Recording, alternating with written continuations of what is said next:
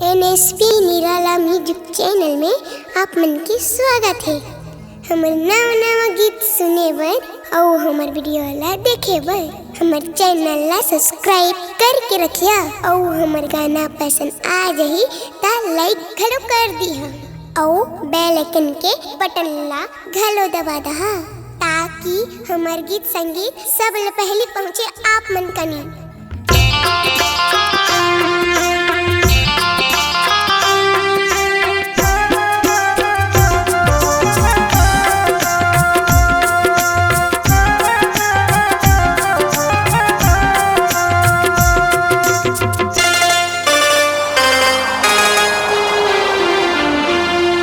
तोर सेवा लदाई वो तोर भक्ति लमाई वो तोर सेवा लदाई वो तोर भक्ति लमाई वो कैसे करा मैं पूजा मोर काली माई वो कैसे करा तोर पूजा मोर दुर्गा दाई वो तोर सेवा लदाई वो तोर भक्ति लमाई वो तोर सेवा लदाई वो तोर भक्ति लमाई वो कैसे करा मैं पूजा मोर काली माई वो कैसे करा तोर पूजा मोर दुर्गा दाई वो।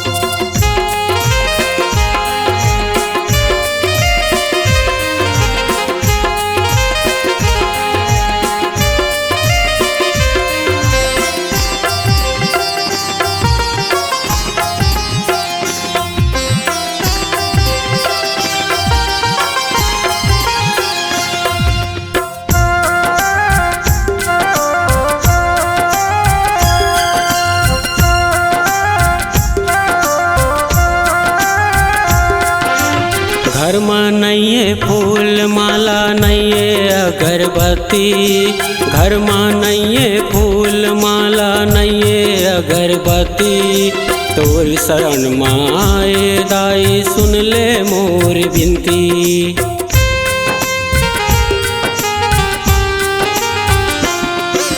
घर में नइये फूल माला नइये अगरबत्ती घर में नइये फूल माला नइये अगरबत्ती तोर शरण माए दाई सुन ले मोर बिनती तोर शरण माए दाई सुन ले मोर बिनती। तोर सेवा लदाई वो तोर भक्ति लमाई वो तोर सेवा लदाई वो तोर भक्ति लमाई वो कैसे करा मैं पूजा मोर काली माई वो कैसे करा तोर पूजा मोर दुर्गा दाई वो।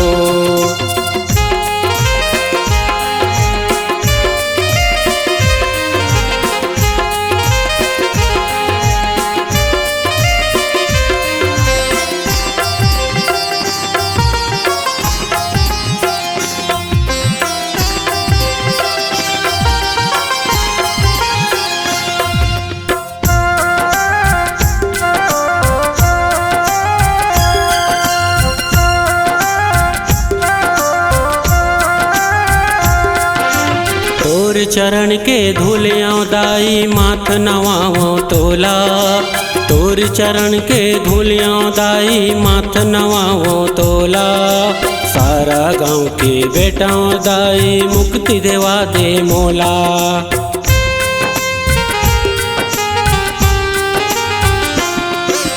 तोर चरण के धूलियाँ दाई माथ नवाओ तोला तोर चरण के धूलियाँ दाई माथ नवाओ तोला सारा गाँव के बेटाओं दाई मुक्ति देवा दे मोला।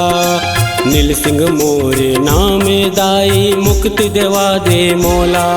तोर सेवा लदाई वो तोर भक्ति लमाई वो तोर सेवा लदाई वो तोर भक्ति लमाई वो कैसे करा मैं पूजा मोर काली माई वो कैसे करा तोर पूजा मोर दुर्गा दाई वो।